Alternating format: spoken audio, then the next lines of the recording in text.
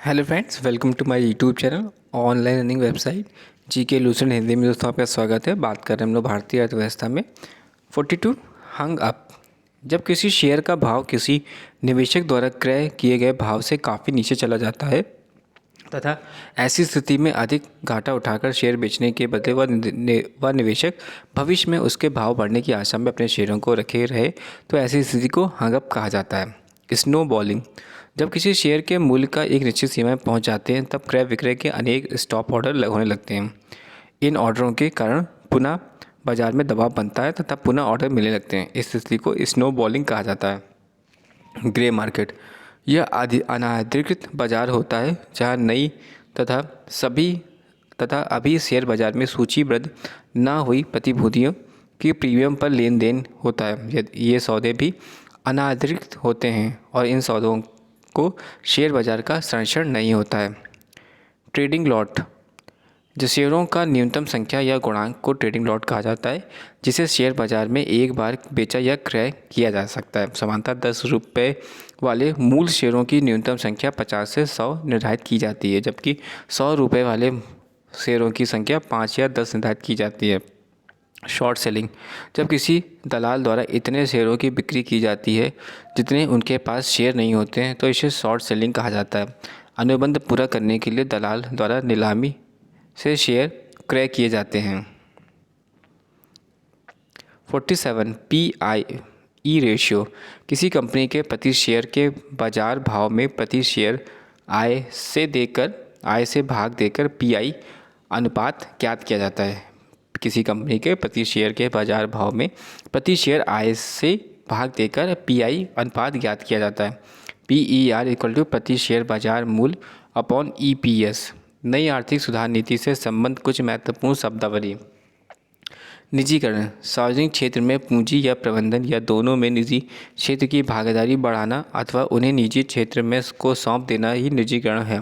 उदारीकरण सरकारी नियंत्रण को शिथिल या समाप्त करने की क्रिया विधि है। इसके अंतर्गत निजीकरण भी शामिल होता है। वैश्वीकरण। किसी अर्थव्यवस्था को विश्व अर्थव्यवस्था से जोड़ने की क्रिया वैश्वीकरण है। ऐसा करने में उक्त क्षेत्र में निजी कार्यकुशलता तथा बाहरी तकनीकी ज्ञान प्राप्त होते हैं।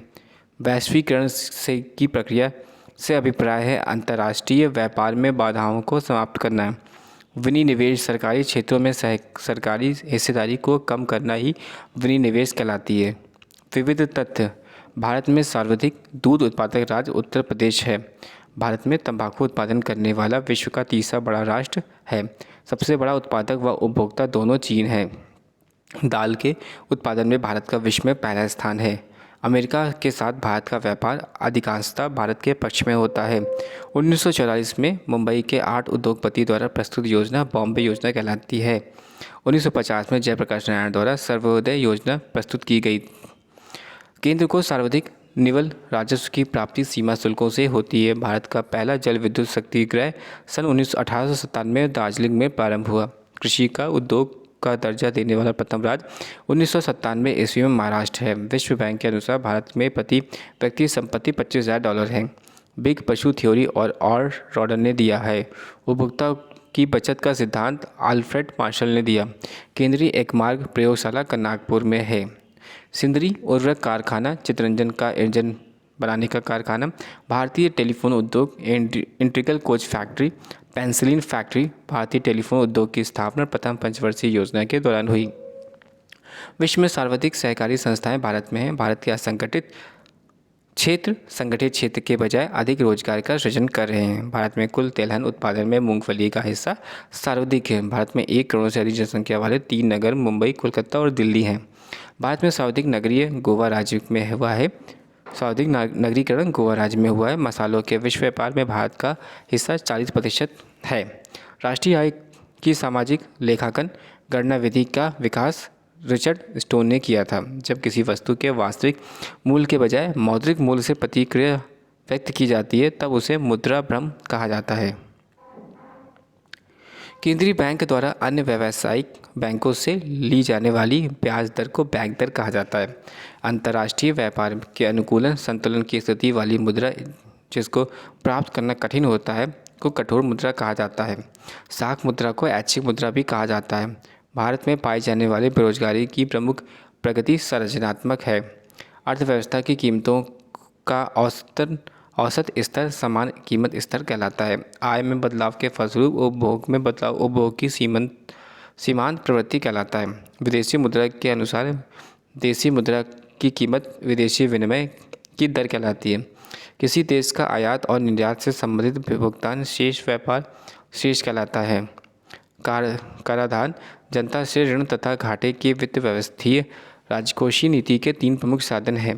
प्रगतिशील कर व्यवस्था में आय बढ़ने के साथ करों की दर में वृद्धि होती है, जबकि प्रतिगामी कर व्यवस्था में आय बढ़ने के साथ कर की दरों में कमी आती है।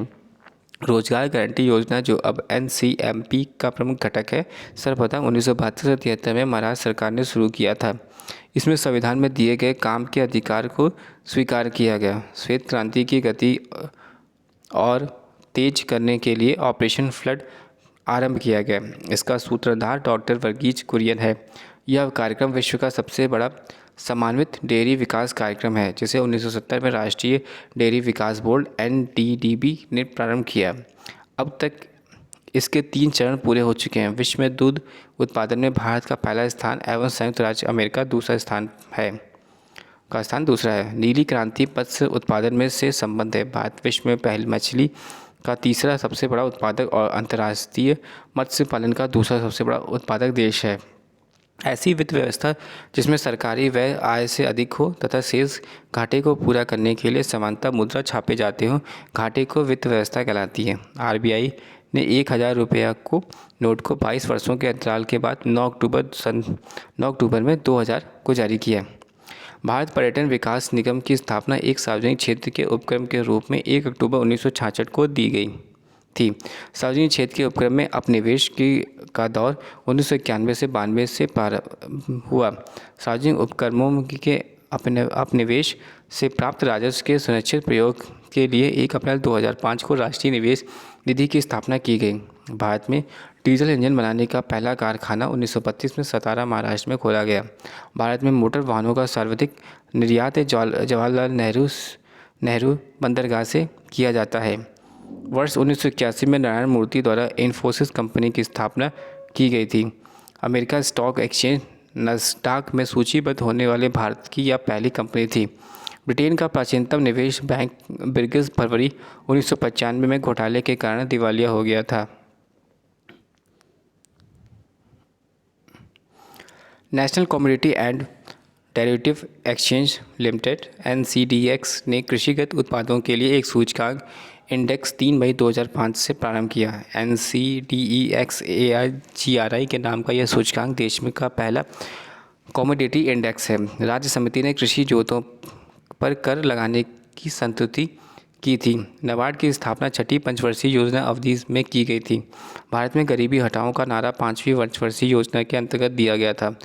खादी एवं ग्रामीण उद्योगों की स्थापना का दूसरा पंचवर्षीय योजना के अंतर्गत की गई थी। राष्ट्रीय ग्रामीण विकास संस्थान हैदराबाद में स्थित है। पुर्तगाल ने भारत को 280 किलोग्राम के ऐसे स्वर्ण आभूषण लौटाए जिन्होंने वह भारत में अपनी उपनिवेशक शासन के अंत में ले गया था।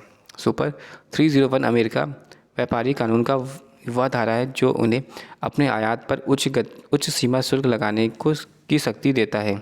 केरल राज्य के बाहर पहला पूर्ण साक्षर जिला वर्धमान, पश्चिम बंगाल है। भारत साधारण बीमा निगम के अधीन 4 बीमा कंपनियां कार्यरत हैं। केलकर समिति की सिफारिशों को ध्यान में रखते हुए अप्रैल 1987 में कोई नया क्षेत्रीय ग्रामीण बैंक स्थापित नहीं किया गया। वर्तमान में 196 क्षेत्रीय ग्रामीण बैंक कार्यरत है। प्रोफेसर AM खुसरो की अध्यक्षता में 1979 में गठित कृषि शाख समीक्षा समिति ने क्षेत्रीय ग्रामीण बैंकों को उनके प्रवर्तक बैंकों में विलय करने की संस्तुति की थी। भारतीय औद्योगिक पुनर्निर्माण बैंक की स्थापना 1985 ईस्वी में की गई थी। कृष्ण क्रांति का संबंध खनिज तेल में आत्मनिर्भरता से है। भारतीय लघु उद्योग विकास बैंक SIDBI का मुख्यालय लखनऊ में है। भारत में कर्मचारी राज्य बीमा योजना 1952 में प्रारंभ की गई थी। भारतीय बैंकों की विदेशों में सार्वजनिक शाखाएं यूके में है। गोल्डन हैंड शेक स्कीम स्वैच्छिक सेवानिवृत्ति से संबंधित है। 1934 में भारतीय रिजर्व बैंक अधिनियम के अनुसार नकद निधि अनुपात CRR की न्यूनतम राशि का 3% से कम नहीं की जा सकती, अधिकतम 15%। विश्व की सबसे बड़ी स्वर्ण रिफाइनरी रेड रिफाइनरी लिमिटेड दक्षिण अफ्रीका में है। भारत में पहली स्वर्ण रिफाइनरी सिरपुर महाराष्ट्र में स्थापित की गई थी। बाड़मेर राजस्थान में तेल के विशाल भंडार पाए गए हैं। कर्नाटक में अब जनगणना की तर्ज पर मौतों यानी डेथ की गणना का कार्य पहली बार प्रारंभ किया गया है। 1963 में केंद्रीय राजस्व बोर्ड का विभाजन करके केंद्रीय उत्पादन शुल्क एवं सीमा शुल्क बोर्ड तथा केंद्रीय प्रत्यक्ष बोर्ड का गठन किया गया। राष्ट्रीय लेखा सांख्यिकी की श्वेत पत्र कहा जाता है। हाइट्स गुड्स से तात्पर्य अभिजात वर्ग द्वारा दैनिक इस्तेमाल में प्रयोग में की जाने वाली वस्तुओं से होता है, जैसे TV, fridge, washing machine, car आदि। हाइट गुड्स की विशेषता यह होती है कि प्रदर्शन प्रभाव से इन वस्तुओं के उपभोग को प्रोत्साहन मिलता है, यानी प्रदर्शन उपभोग के लिए खरीदी गई वस्तुएं हाइट गुड्स कहलाती हैं। Thanks for watching and sharing.